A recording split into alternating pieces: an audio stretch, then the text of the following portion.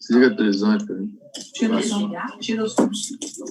Boa tarde, muito boa tarde, ou já boa noite, uma excelente segunda-feira para todos vocês que nos acompanham a partir de agora no Cidade em Debate, vocês que estão aí nas páginas de João Arruda, o G-Book, Gabriel Carriconde na página da Rádio Cidade 670, começando mais um Cidade em Debate desta semana, desta segunda-feira, vamos juntos até às 7 horas, falando a respeito dos principais temas que estão marcando o Brasil durante esse início de semana.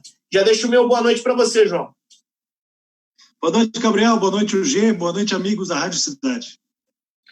E, publicamente, parabéns, né, UG? Boa noite para você, UG, e parabéns para o nosso João, que ele fugiu de ganhar parabéns na sexta-feira. Vai ganhar hoje. O final de semana, o eixado de parabéns. Primeiro, boa noite a todos. Boa noite, Gabriel. Boa noite, João. Boa noite, os construtores da live, aqueles que estão conosco. Mas, de fato, sexta-feira, aniversário do João Arruda, sábado, aniversário do Anônimo, final de semana feliz. Você foi convidado para alguma festa, Gabriel? Nada.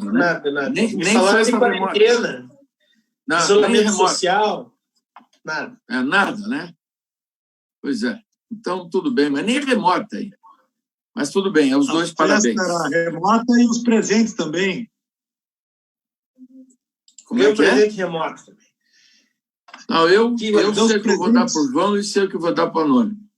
Para o Anônimo eu vou dar uma máscara e uma camisa do Atlético. Para o João eu vou dar também uma máscara e uma camisa do Atlético, porque os dois são atleticanos. São perfilhados ao grande presidente Mário Celso Petralha.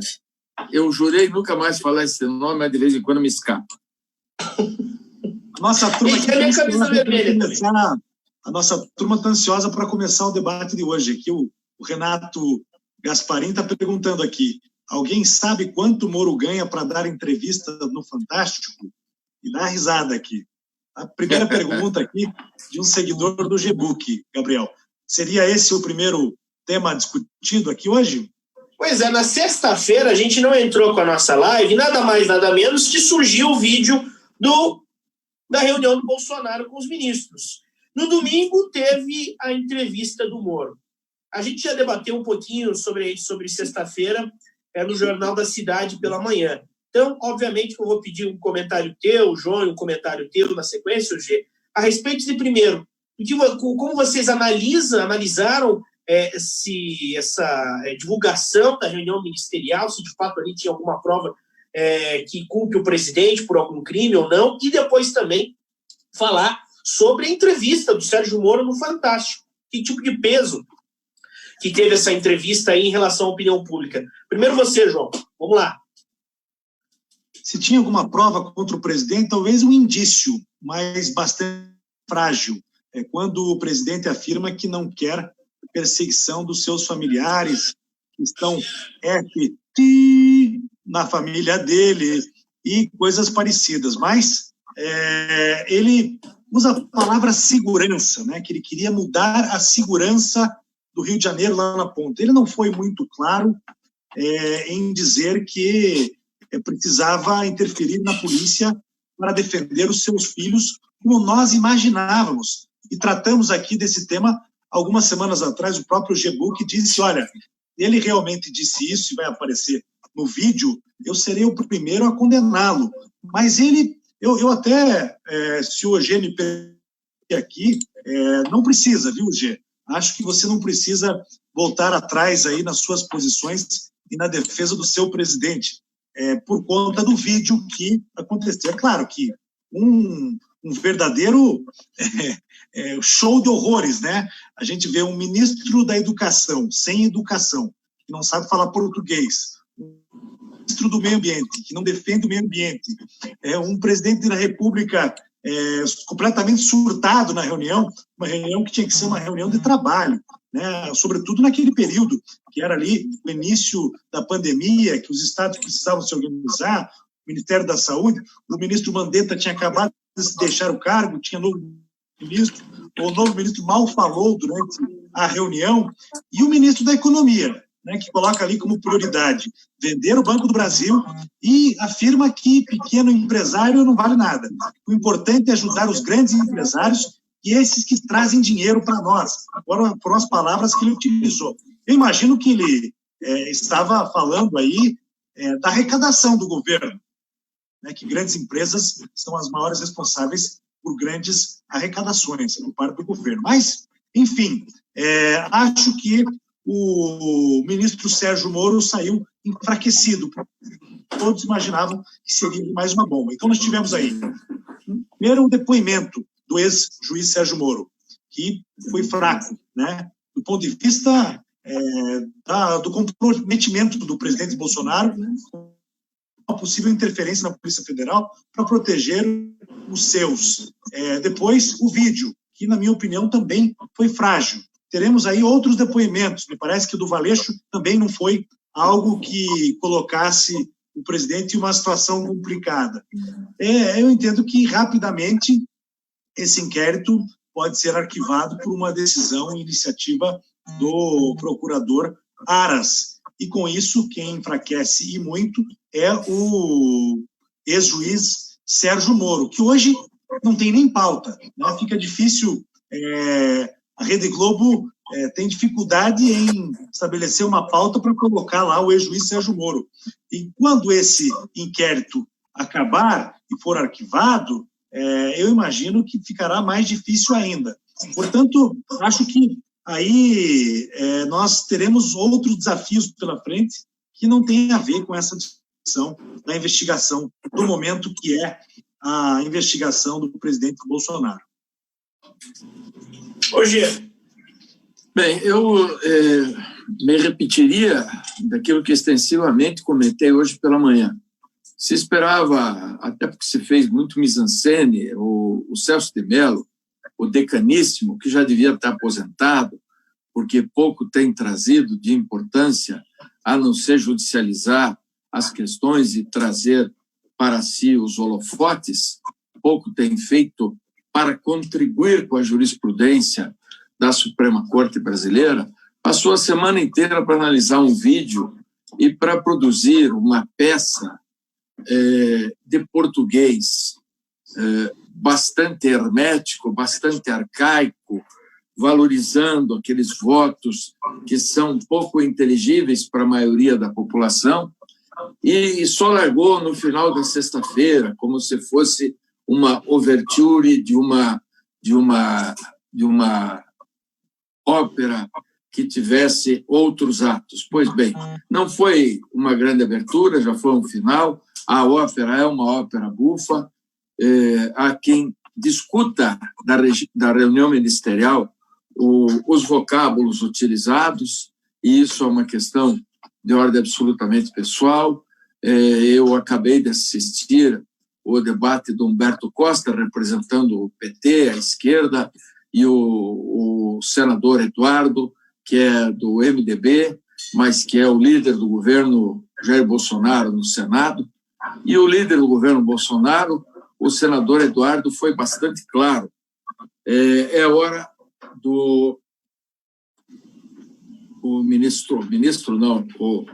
coordenador da PGR, o diretor-geral da PGR, o procurador-geral da República, arquivar esse pedido de inquérito movido por essa nefasta figura chamada Celso de Mello, que é o mesmo juiz que está nas páginas 169, 170, imortalizado no livro Árvore da Vida, do Saulo Ramos.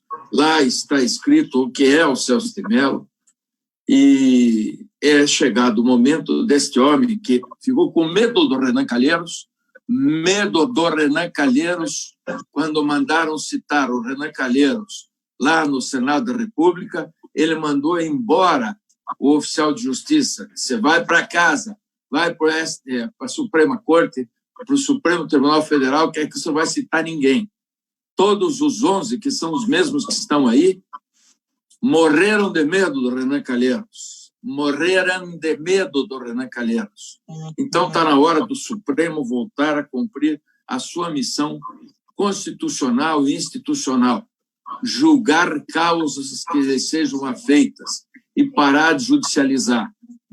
Quanto ao Poder Executivo, há quem se queixe que na reunião se discutiu um pouco sobre o coronavírus. Bom, naquela reunião especificamente se discutiu pouco mesmo, porque no dia anterior só se discutia coronavírus. Depois daquela reunião, o presidente fez mais 20 reuniões para tratar de coronavírus. Então, para mim, é um assunto encerrado. E o advogado Sérgio Fernando Moro, que está agora no seu período em que permanece 6 meses recebendo do povo brasileiro, partindo da premissa da sua entrevista de ontem, me parece que o senhor Sérgio Moro agora deve submergir, quem sabe aprender um pouco com o Nelson Teich, que é fidelidade a um grupo, e ficar quieto durante um tempo, fazer leitura, escrever um livro e depois, finalmente, fazer o que ele quer fazer na vida, que é assinar a ficha partidária com os tucanos, dos quais ele sempre esteve próximo intelectualmente e politicamente. João, é o momento de se pensar em arquivamento do inquérito. O presidente Bolsonaro divulgou uma nota, agora há pouco, inclusive, afirmando que não interferiu na Polícia Federal e creio em arquivamento do inquérito em relação a essa acusação de interferência na PF. Ele se encontrou hoje com o Procurador-Geral da República, Augusto Aras. Na ocasião, inclusive, o Procurador-Geral pediu harmonia entre os poderes para evitar o caos. Essa foi uma visita surpresa do presidente Bolsonaro ao Augusto Aras. João.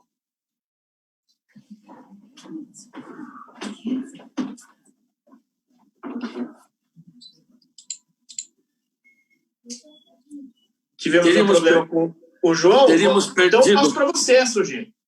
Teríamos perdido momentaneamente o João. Então, eu antecipo o João. A questão é a seguinte: em política, o que se faz é praticar política. E a política é a arte da construção verbal, da aproximação das partes com o objetivo final. Se o objetivo final é um objetivo republicano que interessa ao povo brasileiro, que se visitem os poderes mais a miúde. Se as visitas entre os poderes produzirem política de melhor qualidade para o povo brasileiro, se as visitas entre os poderes construírem ao longo deste tempo, que é o tempo mais importante para todos nós, um crescimento econômico, tenha certeza que todos nós aplaudiremos as visitas. Agora, se as visitas entre os poderes não forem para construir soluções, pontes, ultrapassar dificuldades, então que elas não existam. Mas a aproximação entre os poderes certamente faz com que um governo, qualquer que seja ele, tenha base suficiente para implementar os seus projetos. A grande verdade, Gabriel, é que o ano de 2019 foi gasto inteiro para que fizéssemos uma reforma tão somente da Previdência.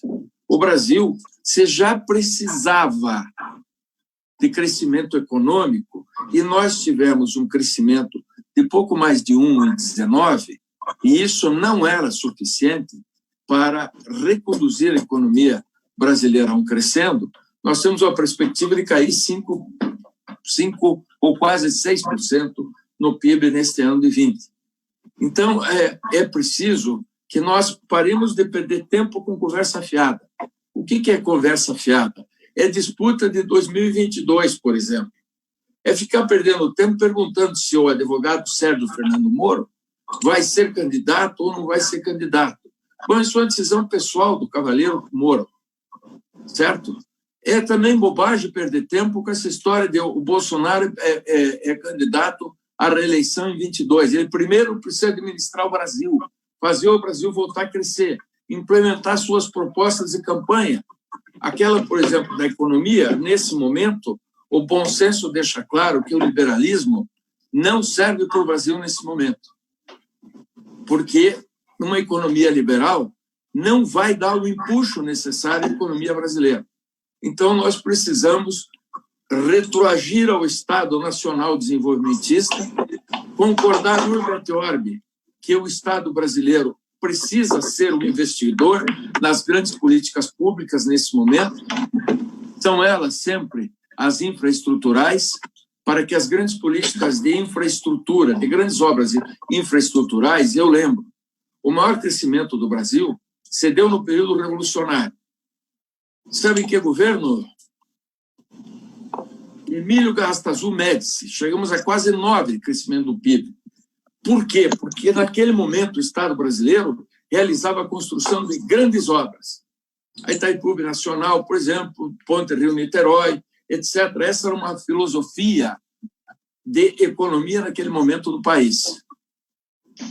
O governo atual foi eleito vendendo a imagem da economia liberal. O ministro, na reunião do dia 22, disse o seguinte: nós temos que investir nas grandes indústrias. Nisso eu subscrevo ipsis litteris, ipsis verbis, o que fala João Arruda. Eu discordo disso do posto Ipiranga. Nós precisamos, sim, do investimento na grande empresa, mas não podemos descurar da pequena e média empresa, que contribui com nada mais, nada menos do que 48% do PIB brasileiro. Então, nós precisamos ter equilíbrio na política. E equilíbrio é uma construção que demanda a oitiva do povo brasileiro através do seu Congresso Nacional. O povo brasileiro sendo ouvido através da Câmara Federal e através do Senado da República. Claro, se esses dois poderes respeitarem a vontade de 57 milhões de brasileiros que elegeram, gostem ou não, Jair Messias Bolsonaro, aliás, meu presidente, elegeram o nosso presidente para que comande a nação nesses 4 anos. Ele, no primeiro ano, teve uma dificuldade imensa de comandar a nação, porque houve uma disputa política permanente. Nesse segundo ano, nos deparamos com um clima de guerra, uma guerra com elemento externo, que é um elemento que vem da China, que não tem tamanho, não é nenhuma célula, é uma porcaria de uma ameaça de célula, é um RNA. A célula tem que ter RNA e DNA. Esse troço aí é um vírus, uma porcaria, mas é uma porcaria que mata. E essa porcaria que mata está matando no Brasil não só os seres humanos, mas também e especialmente a economia. João, já está posto ou não? Já está posto. João, okay, minha então pergunta... vou parar com a conversa. Estendi aqui porque você estava fora de jogo, João. Estamos aqui. Vai lá, Gabriel. E a minha pergunta para você, antes de você ter saído de fora do ar, era se você acha, nesse momento, de fato, esse inquérito vai ser encerrado, a investigação não deve continuar, ou se tem ainda mais um capítulo em torno disso.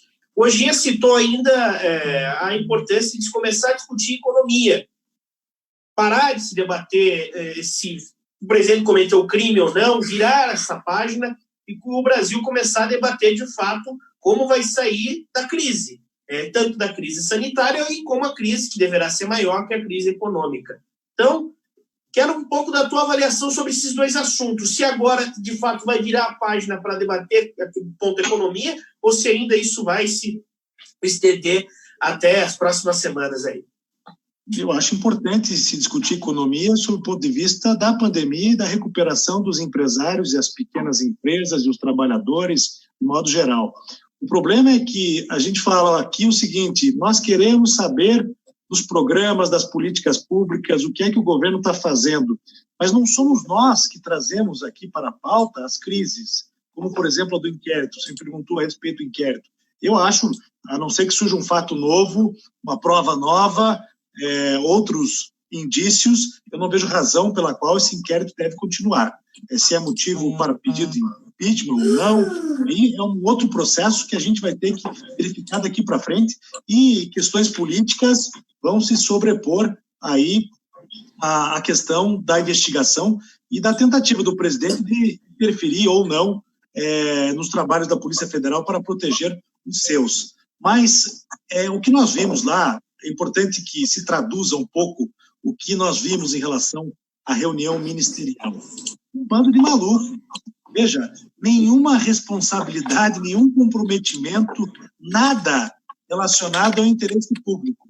Nós vimos o ministro da Economia tentando vender o Banco do Brasil, atacando as pequenas empresas. E olha, se tem algo que funciona em relação a um banco público, no Brasil é o Banco do Brasil. Pergunte aos agricultores, os pequenos produtores. O Banco do Brasil é essencial para o desenvolvimento econômico do nosso país. Venda, temos que vender essa porcaria de uma vez. E olha, não precisamos ajudar os pequenininhos, só os grandes. Os pequenininhos são responsáveis por nada mais, nada menos do que metade dos empregos do nosso país. Nós vimos lá o Weintraub, que é o ministro da Educação. Não falou absolutamente nada sobre educação. Falou que tinha que prender os ministros do STF. Nós vimos o nosso ministro do Meio Ambiente encontrando ali subterfúgios, né, para aprovar decretos no meio da crise da pandemia, discussões polêmicas que acontecem na imprensa, que tinha que agir agora para poder liberar aí posições do setor produtivo a favor do desmatamento, contra a proteção do meio ambiente, algo que é muito grave e que só vai chamar a atenção agora da comunidade também, da sociedade civil organizada, para fiscalizar o trabalho do ministro para frente. Se ele achava que era difícil antes, eu quero saber agora. E o ministro do Turismo, que é o único que fez uma proposta ali, você pode ou não acreditar, ou não defender ou atacar, mas ele fez a proposta dos cassinos, né, de aprovar o jogo no Brasil, né, uma discussão antiga, polêmica, que passa pelo Congresso Nacional. Não vai ser agora que isso vai se resolver, com a contestação da ministra Damares, que era uma coisa do capeta, né? Ela disse, né, que o jogo... Era o pacto com o diabo. Oi? O que é? Era o pacto com o diabo. Que o jogo vem acompanhado de um pacto com o capeta, com o diabo. Ou seja, nós brasileiros, nós trabalhadores, representantes do setor produtivo, empresários, profissionais liberais, trabalhadores, estamos nas mãos desses malucos. Como, Gê? Eu pergunto a você, como esperar algo de bom e uma proposta que venha ao encontro do interesse público para o desenvolvimento econômico do nosso país, dessa gente, dessa turma que nós acompanhamos nessa reunião? E olha, acho que você tem toda a razão em relação ao inquérito. Acho que não trouxe nenhum fato novo, não comprometeu. Ele falou de um jeito que pode ser ali analisado de outras formas também.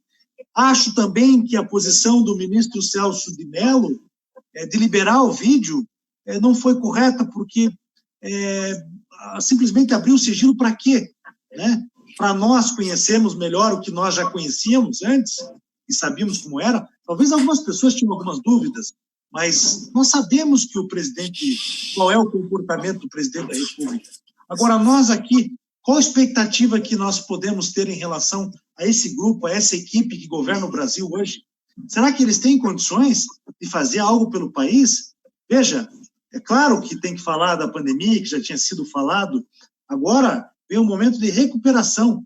O que é que o governo vai apresentar, né, para que a gente possa aí recuperar empregos e a economia como um todo? Falo do governo federal, mas a responsabilidade não é só dele também. A responsabilidade é do governo estadual, das prefeituras e de toda a sociedade civil organizada. Eu tenho uma resposta pronta. Esse mesmo grupo é o grupo que já atendeu financeiramente mais de 50 milhões de brasileiros. Esse mesmo grupo é o grupo que está fazendo aqui no Paraná, por exemplo, a segunda ponte Brasil-Paraguai. Esse mesmo grupo é o grupo que tem o melhor ministro da infraestrutura dos últimos 20 anos, que é o ministro Tarcísio. Esse mesmo grupo é o grupo que vai oferecer ao Brasil um crescimento econômico adequado. E eu quero pedir, venha ao João e ao Gabriel, porque eu não sou um homem de decorar dados. Não, eu não gosto de decorar dados, mas eu gostaria de me comprometer com o nosso companheiro da live, o João e o Gabriel, e o nosso telespectador da live, de trazer pelo menos 20 grandes obras realizadas por esse governo no ano de 2019. Obras simples e obras mais importantes. Obras ferroviárias. Eu quero falar dos postos artesianos abertos pelo governo brasileiro no Nordeste do Brasil. são inúmeras obras, 36 mil obras paradas foram as encontradas pelo governo Jair Messias Bolsonaro. Algumas dessas 36 mil já estão em andamento, já estão sendo retomadas, nem todas. Quando a retomada começava a ser uma realidade, apareceu esta pandemia. A pandemia não tem partido político, não tem cor, não tem vontade própria. Ataca um e todos e um. De qualquer maneira, imaginar que o governo Bolsonaro seja um desgoverno com base numa reunião aonde houve destempero verbal é minimizar demais tudo que de bom foi feito em mais de um ano. Eu sei que muitas pessoas hoje falam do prurido que estão sentindo pelo linguajar, etc. Pois eu prefiro um presidente nomerento que 2 presidentes consecutivos, cleptocratas, ladrões, que quebraram a economia do meu país. É importante aqui deixar claro uma coisa, porque toda vez que o presidente da República é criticado, se volta a discussão a respeito de governos anteriores. Quer que compare com quem? Parece que existe a necessidade de carimbar o antídoto, né? ou melhor, de carimbar este governo, a oposição a esse governo com o PT. Veja, nem todos que são contra esse governo que está aí e o comportamento do presidente são favoráveis ao governo do PT, ou querem o retorno do governo do PT, ou são aliados do governo do PT. Bom, então eu faço uma proposta. Então, primeiro que você muda algumas coisas aqui, vou dizer, por exemplo, Itaipu, por exemplo, Itaipu Binacional, tudo que está sendo feito de investimentos em relação à infraestrutura do Estado do Paraná, coisa que não existia no passado, foi autorizado no governo Temer. Foi o Temer que criou um dispositivo que não era utilizado há muitos anos na Itaipu Binacional para se fazer investimento público. E não é só na segunda ponte, que também foi licitada durante o governo Bolsonaro. Daqui a pouco, né, nós vamos acreditar até que o governo Ratinho Júnior que está fazendo a ponte, porque eles afirmam que a responsabilidade técnica é deles. Né? Eles falam isso. A ponte está sendo construída com dinheiro do Itaipu, mas a responsabilidade técnica de vistoria e fiscalização é do governo do Estado do Paraná. Daqui a pouco a gente vai começar a acreditar nisso. Veja, o governo federal não fez absolutamente nada até agora. Só bagunça no Ministério da Educação. Eu discordo de você. Cortes que machucaram muito na área da educação e ensino superior, cortes nos hospitais. E veja, eu não tenho nenhuma expectativa de uma solução por parte do ministro da Economia. E não dá para dizer o seguinte, que simplesmente se contrapor ao cara que quer vender o Banco do Brasil é defender o Partido dos Trabalhadores ou os seus antecessores. Eu não tenho que fazer proposta para 2022. O presidente da República governa o Brasil agora, até 2022. A minha expectativa é que ele traga soluções e resultados já. Eu não tenho expectativa de torcer para a próxima eleição. Acho que nós não temos tempo suficiente para esperar até 2022. Portanto, aqui, muito pouco foi apresentado pelo governo federal. E é uma turma de malucos que está lá, sim. E esse ministro Tarcísio, porque sempre que existe uma crítica ao Bolsonaro, né, se busca lá no fundo do baú o governo do PT e seus assessores. O ministro Tarcísio era o braço direito do governo da Dilma. Ele era o chefe do DENIT. Ele era o braço direito do ministro Rodrigues, que, aliás, foi preso, né? Também. Era do PR, do PL. O ministro não foi, mas o Tarcísio não.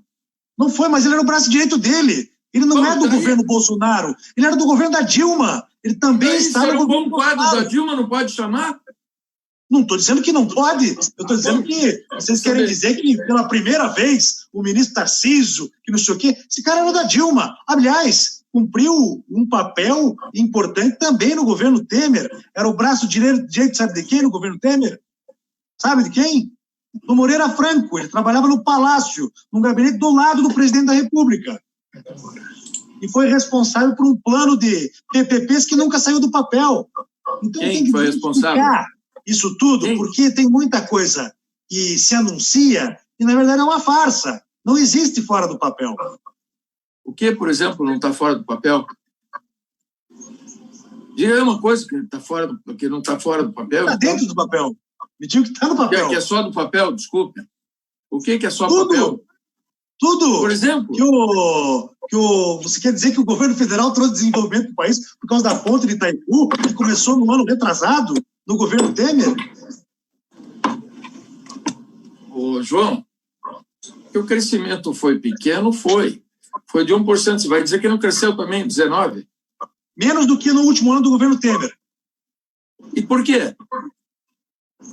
Porque tudo que o governo Bolsonaro quer fazer, a Câmara Federal não deixa. Se você quer baixar o nível da conversa... Reforma da Previdência fizeram. Reforma da Previdência a que custo? A que mais preço? Que proposta?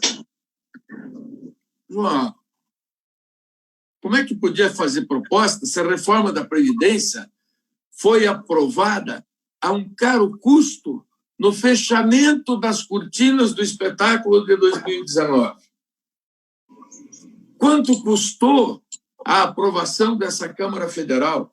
Que desgaste a imprensa e a Câmara Federal trouxeram ao governo? Pô, não é possível que você não reconheça. Então, é outra falha do governo federal, que dizia que não ia fazer tomar lá da cá e fez, então, para aprovar a reforma da Previdência. O fato é o seguinte, a pergunta que eu vou inverter a lógica das coisas aqui. O que é que o presidente Bolsonaro e o ministro Guedes mandaram para o Congresso Nacional que não foi aprovado? Essa é a pergunta. Bom, eles não mandaram a reforma fiscal porque sabiam que não ia ser aprovada. Eles receberam 1 milhão de ameaças quanto à aprovação. Você sabe disso. Você conhece o jogo de Brasília. Você sabe como funciona. Vamos lá, gente. Conseguimos vencer esse debate? Debate bom, acho que está rendendo. Se vocês quiserem, acho que fazer mais algumas declarações a respeito, senão a gente vai para o assunto Paraná. Não, é que esse assunto, daquilo que está sendo feito pelo governo, é desgastante para quem defende o governo. Sabe por quê, Gabriel?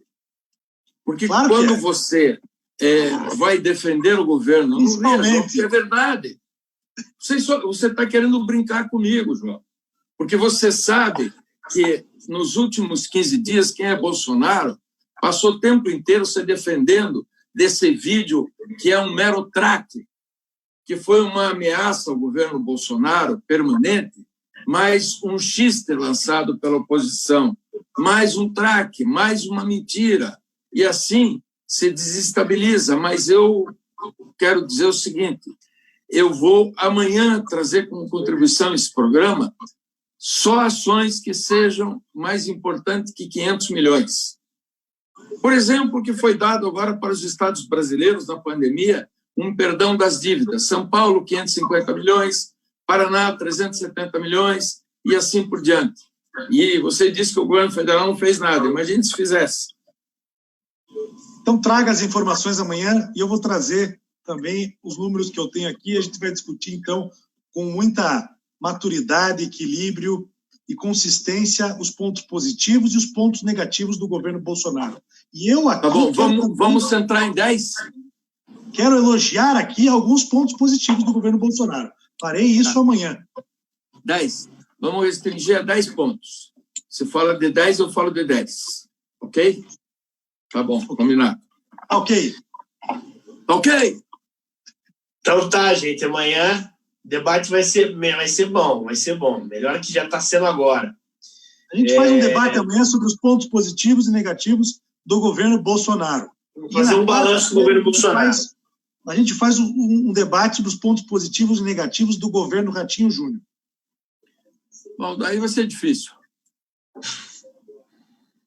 Aí como é que vamos arrumar 10 positivos? Não, a gente então faz por tema, Gê. Faz por tema. Faz por tema.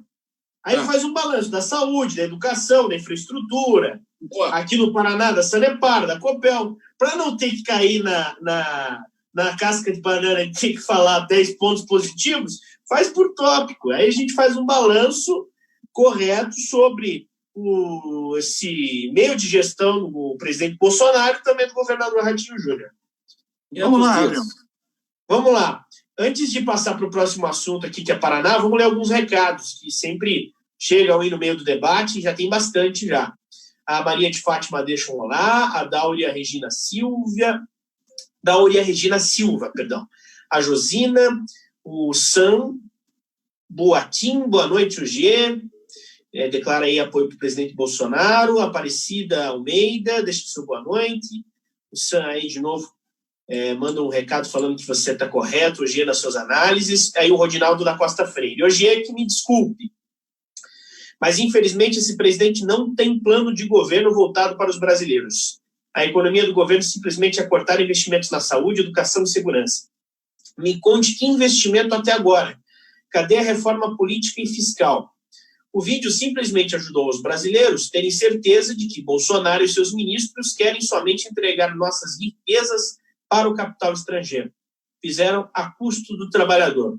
Presidente fictício, querem defender o indefensável, diz aí o nosso Rodinaldo da Costa Freire. Se você quiser responder já, Gê, senão vamos seguindo com os comentários. Não, eu acho que é importantíssimo que as pessoas venham à live e manifestem as suas opiniões. A do Rodinaldo é absolutamente contrária à minha e ele subscreve em tese aquilo que o João falou. É isso que vai enriquecer o nosso trabalho, contraditório. Aí é outra coisa, né? A reforma da Previdência, aquilo que a gente discutia lá atrás, sobre se ela é boa ou ruim, isso nós vamos ver a médio e longo prazo. O que eu quis dizer aqui, Rodinaldo, é que a proposta veio do governo. Ou seja, se ela ela é de responsabilidade do governo. Não dá para dizer que o governo teve o Congresso trabalhando contra a proposta porque ela foi aprovada. Por isso que eu quis dizer aqui. Agora, se ela é boa ou ruim, eu entendo o que você está dizendo aqui. Quem vai pagar essa conta é o trabalhador, concordo com você, mas isso, a médio e longo prazo, nós vamos poder mostrar. Uma pena que nós estejamos vivendo aqui uma pandemia, porque aos poucos, né, a população, nós chegamos num momento que estávamos no limite. A população brasileira queria a reforma da Previdência, porque ela foi vendida para a população uma solução para todos os problemas econômicos do país. Depois da reforma da Previdência, nós vamos conseguir atingir, se equilibrar do ponto de vista fiscal, daí vem os empregos, investimento público, enfim, daí vem a pandemia. Vamos lá, Gabriel. Vamos lá, terminar então a leitura dos comentários para a gente passar os assuntos aqui do Estado. Marco Antônio Mello, Marfisa Tramontini, deixa seu boa noite. Malheiro Anastácio Lobito, Gilmar da Frical, a Lourdes Sério, Ailton de Souza, boa noite à mesa e a todos os ouvintes. O Ricardo Moura, boa noite, grande abraço de Londrina para o João Arruda. O Jailson Everaldo Carneiro, para mim a liberação do vídeo foi positiva no sentido de desnudar uma situação corriqueira que poderia ficar nas sombras da dúvida e fomentar polêmicas desnecessárias. De fato, não há nada de fenomenal, apenas a confirmação de um governo sem rumo, nada diferente de seus antecessores. Aí o Gilmar da Frical falando que o G ficou sem palavras com a pergunta do João. Mais comentários, né? Boa, Gilmar. Gilmar, eu não esperava um comentário de você que fosse diferente desse, mas fique conosco, eu gosto muito da tua participação. Fábio Gomes, de manhã de tarde, ele é sempre contra mim, né, o Gilmar da Frical. Certo, Gilmar participa Gilmar, direto. Mas tudo bem, é importantíssimo que ele participe. É importante que todos participem, importante que todos mantenham as suas opiniões. O nosso objetivo aqui é realmente acender as opiniões e que as pessoas aprofundem o nível do seu conhecimento. O Edson Alberge é meu primo irmão, ele está sempre na live. Não são poucas as vezes que ele acha que o João tem razão. E é isso que enriquece o nosso trabalho. É isso que torna o nosso trabalho relevante e importante. E vamos que vamos. Vamos que vamos. O Edson Alberge deixa uma boa noite para você, para mim também para o João, Alberto Nepaschi, Ângela Piotto, Fábio Gomes, Volmir Gonçalves, Edson Cirino, mais um que sempre participa aqui. Grande abraço para você, Edson. Deixa o recado. A STF pisou na bola em divulgar o vídeo. O caso era do Moro com o Bolsonaro. Moro tentou aplicar um golpe como fez com o Lula e se deu mal. Por convicção, a STF está agindo muito mal. A STF está fazendo um desfavor ao Brasil. Aí o Antônio Augusto, que tem uma posição mais radical, assim como posso dizer, ele diz que o STF é a maior organização criminosa que existe no país, que a esquerda está tentando instalar uma ditadura no Brasil de qualquer jeito, e que o comunismo é o maior câncer que existe no mundo. Renato Gasparim, é hora da mídia deixar o governo trabalhar e parar com essa palhaçada de achar pelo em ovo. Diz aí o Renato Gasparim. Cassiano, João, não é só o Banco do Brasil que administra os financiamentos aos produtores rurais. O Sicredi, dentre outros, também tem linhas de financiamento do governo federal. É verdade.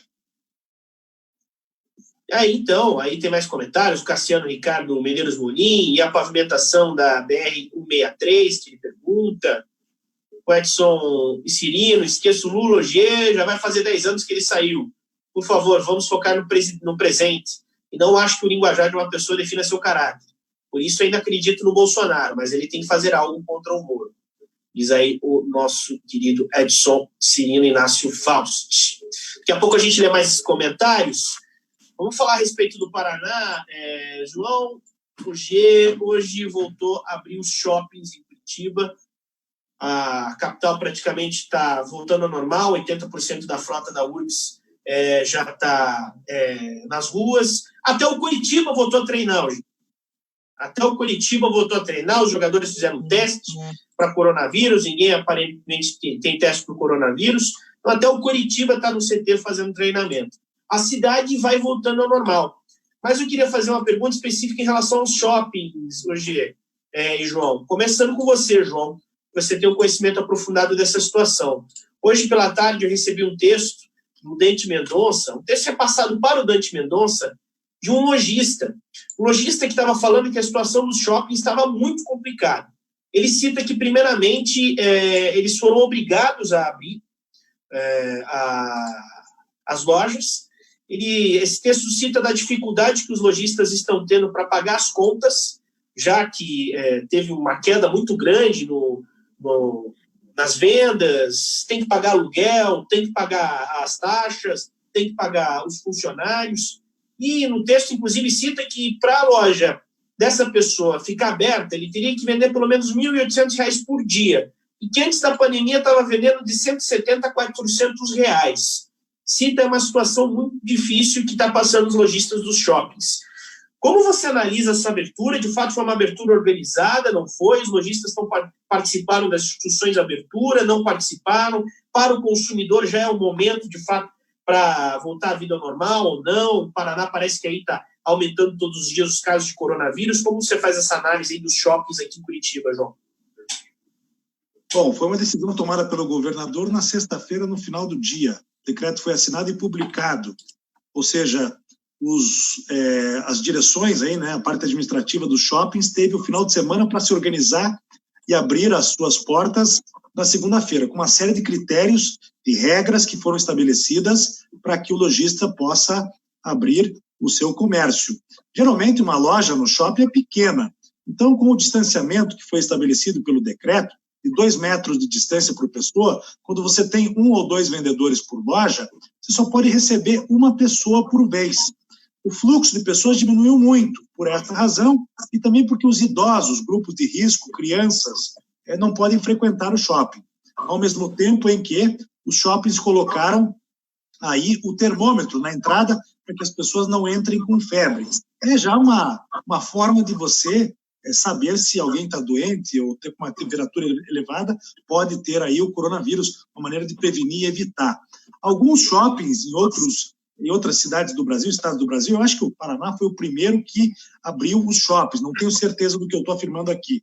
O Distrito Federal... Santa Catarina, Blumenau abriu antes.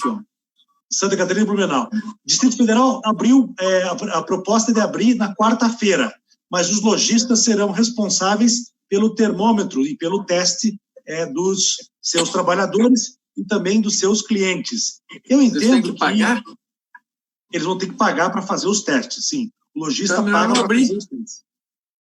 E o aluguel também, né, Gê? Porque os shoppings, eles têm sido muito parceiros dos lojistas, ao contrário da Prefeitura de Curitiba, que não deu desconto nem no IPTU para os donos de imóveis aqui que tem comércio na capital paranaense. Os shoppings têm assumido total responsabilidade em relação ao aluguel das lojas. Não cobraram nada nos dias em que ficaram fechados. Agora eles passam a cobrar. É evidente que haverá uma nova negociação por parte de cada lojista com os donos de shopping, para que eles possam reduzir esses valores na condição de uma crise, de uma pandemia que nós vivemos hoje, né? O fluxo é muito menor. Mas agora eu vou falar sobre o resultado do dia, porque eu também sou lojista, trabalho com varejo e tenho loja em shopping. Me parece que a preocupação com o isolamento social e com a pandemia não é de muitos, é de uma pequena parcela da população. Hoje foi um movimento normal no shopping, né? Nas compras, inclusive, abriu no Parque Shopping, né? A loja que nós temos é no Parque Shopping, e me parece que as pessoas estão levando uma vida completamente normal, o que me gera assim, uma certa preocupação em relação ao que nós vamos viver, porque está todo mundo sentindo que é só uma gripezinha mesmo, né? Isso pode aumentar. Os casos no Paraná estão aumentando, por mais que sejam menores do que muitos estados no Brasil apresentem. Hoje ela pode piorar, vem aí o frio, mais umidade, né? A gente espera que chova mais, então fica aqui a preocupação em relação ao isolamento social. Eu acho o seguinte, bom senso, né? Uso de máscara, álcool em gel, distanciamento de pessoas, isso vale para shopping, vale para qualquer unidade comercial, vale também para o centro da cidade, mas organizar isso se torna uma tarefa muito difícil e precisamos de ajuda do poder público, né? Porque muitas vezes as coisas fogem do controle e com isso a gente pode ter aí um contágio maior. Vamos aguardar os próximos dias. A luta é diária, como se fosse um desafio, o desafio de parar de beber, né? Bebida alcoólica, aquela história dos alcoólicos anônimos, né? A cada dia uma vitória. É assim que tem que ser em relação ao coronavírus. E aos poucos a vida volta ao normal, Gabriel. Hoje, inclusive, até para acrescentar o debate, a secretária Márcia Sulac, secretária de Saúde aqui de Curitiba, deu uma entrevista hoje pela tarde, cita que está respirando profundo, está respirando assim, com muito nervosismo, não sabe o que pode ocorrer, está preocupada com a abertura dos shoppings, hoje. Veja, duas observações. O Edson Cirino Inácio Fausto me pergunta, diz que concorda com o governador na abertura dos shoppings, e pergunta se eu posso ver o shopping. Ele me conhece bem, sabe a idade que tenho. Eu estou proibido de ir ao shopping, tenho mais de 60 anos. Pessoas com mais de 60 anos e com menos de 13, né? De 12. Também não podem ir ao shopping. Então, a proibição de criança até 12 anos e idosos com mais de 60.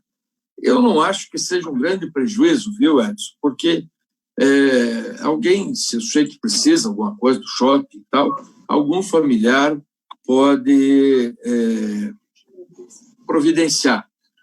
A secretária Márcia Sulac, tenho assistido essa senhora falar, ela me causa boa impressão, sabe?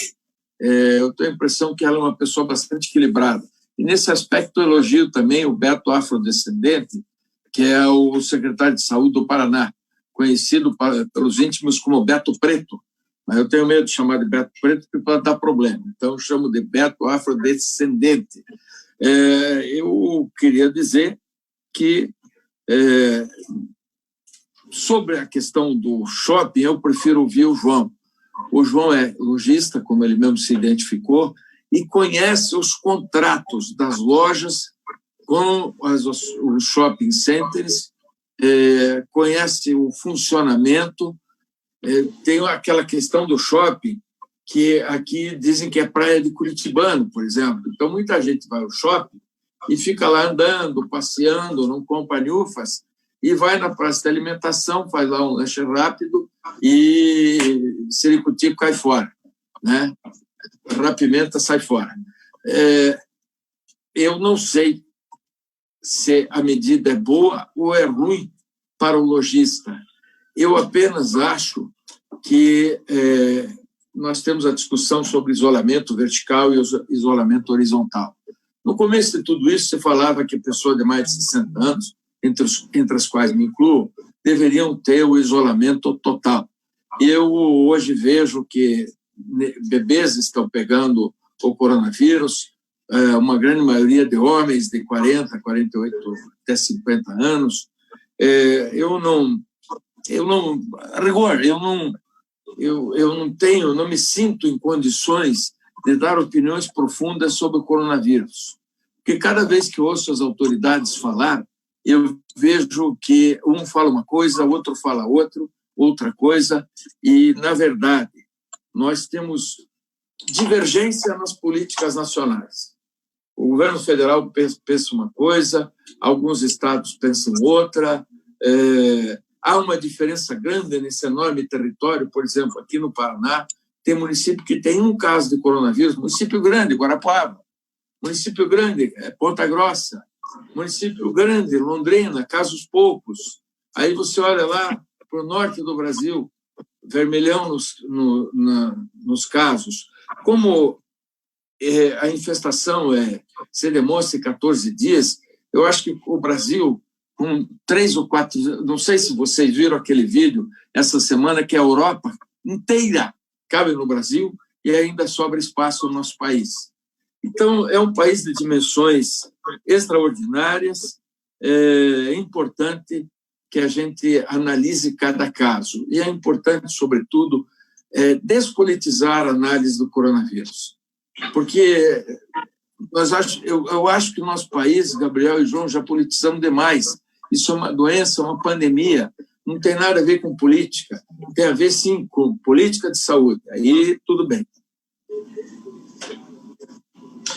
Mandar um abraço aqui para o Joselito Ribeiro do Amaral e também para o meu querido amigo João Belo, que cita aqui que Santa Catarina está com 6.696 casos e 105 mortes, enquanto o Paraná está com 3.202 casos e 153 mortes, diz aí o nosso internauta, meu amigo João Belo. Para encerrar a última do dia, se vocês quiserem ainda debater sobre o assunto shoppings e o isolamento aqui na capital paranaense, senão vamos para a última do dia. Vamos para a última? A última do dia, João, hoje é internauta, é sobre a Prefeitura de Curitiba.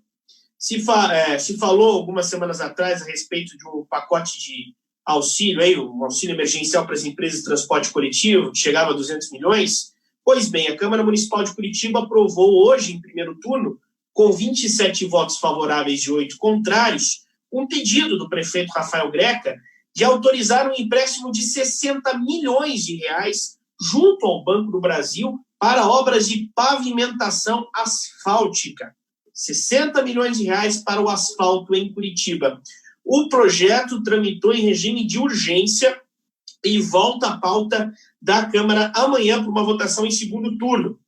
O debate teve mais de 2 horas de duração, com a participação de 18 vereadores. Os parlamentares de oposição e do Bloco Independente à oposição e também ao governo questionaram a urgência da operação em meio a uma pandemia de coronavírus. Segundo os parlamentares da oposição, no pedido de urgência, o prefeito relacionou as obras do asfalto com o combate ao Covid-19, João. Não, eu não vejo muito como relacionar a obra de asfalto com o combate ao coronavírus, mas eu não vi o relatório e a lista de obras. Até gostaria de conhecer, porque quero saber quais são essas obras de asfalto que vão afastar de uma vez por todas o coronavírus da nossa cidade. Será que realmente isso é importante nesse momento? Será que nós não temos outras prioridades, como equipamentos nos hospitais, respiradores, e até mesmo pessoas, organização? Eu falei aqui há pouco, veja, o Gê me passou a bola e a responsabilidade sobre a questão dos shoppings, né, e também do centro da cidade, do comércio, das igrejas. Eu não sou médico infectologista para poder dar esse parecer aqui, que também não cabe apenas a um médico infectologista. Outras pessoas também, outros especialistas de outras áreas precisam debater o assunto. Mas nós precisamos, na verdade, organizar tudo isso para evitar as aglomerações. Isso tem um custo, né? No centro da cidade, nos shoppings, eu pensava aqui comigo, enquanto o Gê falava, será que não é o caso, por exemplo, de orientar as pessoas que frequentam os shoppings e dizer aonde elas vão, por exemplo, para que elas não fiquem circulando sem ter o que fazer, aquela coisa de encontrar com amigo e tal. Claro que você proibindo os mais jovens de frequentarem os shoppings, isso vai acontecer naturalmente. Mas até os mais velhos podem querer ficar circulando lá, os adultos, né? E com isso formar grupos, né? Faz muito tempo que o pessoal está em casa, de repente se encontra no shopping, quer bater aquele papo e tal, daí você já cria aglomerações nas estruturas dos shoppings. Não sei, é uma sugestão. Quem tem que dizer isso são os especialistas, os infectologistas. Mas eu não vejo o porquê essa necessidade emergencial de se fazer o empréstimo. Quando a gente toma um empréstimo, é porque a gente está realmente precisando e quer aplicar, de alguma maneira, aquele dinheiro, e inclusive de uma forma que o dinheiro retorne aos cofres públicos mais rápido. Eu entendo que qualquer investimento é feito através de empréstimo, precisa retornar mais rápido. Se aproveitar de juros mais baixos, né, de contrapartida mais baixa, de carência, de parcelamento a longo prazo. Mas, olha, você me deixou curioso aqui. Eu gostaria de conhecer essa lista de obras que o prefeito Rafael Greca apresentou para a Câmara de Vereadores, de obras de asfalto que vão ajudar a combater o coronavírus. Agora é com você, o Gebuk, e um abraço lá para o nosso Laventura Grill. Bom, só se for uma vacina de emoção asfáltica. Uma novidade. Pode ser. Tudo é possível. Não é? Pô, difícil, né? Olha, é uma vacina de emoção? Não, sabe? Um taco de asfalto na veia. Com emoção asfáltica, eu acho que você pode criar barreiras, né? Muros, não sei, para evitar que as pessoas circulem. De repente é um procedimento que o prefeito trouxe aí. Mas a vacina de emoção asfáltica, eu acho que é algo inédito no país. Pois é, o que eu gostaria mesmo de saber é o seguinte: eu tenho lido muito sobre a saúde financeira do município de Curitiba. E é comum o próprio prefeito e tal dizer que eles receberam com uma dívida muito grande e que estabilizaram a prefeitura e que deixaram a prefeitura em ótimas condições financeiras. Se elogia muito o menino que é o jovem, desculpe, menino não, o jovem, que é o diretor financeiro do município. A gente sabe a origem dele, veio de um grande escritório, diz que ele é muito bem orientado. Então, eu queria saber se está tão bom, por que tem que pedir dinheiro emprestado, né? Porque dinheiro emprestado a gente pede quando tem alguma urgência financeira. E dizer que é uma oportunidade, juro baixo, não sei o quê. Juro baixo é juro, certo? Segue o bairro. Um abraço a todos, até amanhã. O Daniel está no ar? Oi, Daniel. Salve, Daniel. Salve, salve, salve, Gabriel. Salve, salve, João Arruda. Gebuk, salve, salve. Qual a indicação do Laventura Grill de hoje? Um abraço. Prato Laventura Grill hoje. Só para dizer que o Vitor Pupi, que é o secretário de Finanças, vai à Câmara Municipal dar explicações quarta-feira. É bom a gente ficar de olho e ouvir as explicações oficiais. Talvez a gente descubra como é constituída a vacina de emulsão asfáltica, enfim, essas coisas. Vamos lá. Valeu, Gê. Um abração para vocês, viu, gente? Um abraço aí, saúde, alegria, sucesso para vocês aí, tá bom? Um abraço, gente. Daniel, qual que é o prato da aventura do dia?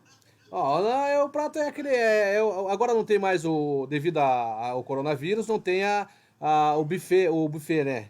Tem só o à la carte, né? Mas as carnes vão tudo na mesa ali, a passagem de carnes toda ali, a carne que você quiser, a picanha, o alcatra, aquilo que você é acostumado a pegar no buffet, vai na sua mesa com todo o carinho do mundo, com distanciamento, e máscara, álcool gel, tudo certinho, a Laventura. Até falei por Orly, foi ontem, eu estive com ele lá, eu almocei com ele, falei, o Dr. Gebuk aí, também o Gabriel Carriconde, o João Arruda, que vão vir aí. Ele falou assim, duvido, ele falou, faz muito tempo que eu não vejo o Gebuk, faz muito tempo que eu não vejo o G. Tá bom, só não me deixa o Lula lá que vai tomar álcool gel. Tá Isso é um horror. Um abraço, com Deus, tchau. Valeu, minha gente. Cidade de Debate volta amanhã às 18 horas nas redes sociais da Rádio Cidade e amanhã, 6 da manhã, 6h10 da manhã, eu e o Gebuk estaremos no Jornal da Cidade. Até lá. Tchau, Gê. Tchau, Daniel. Tchau.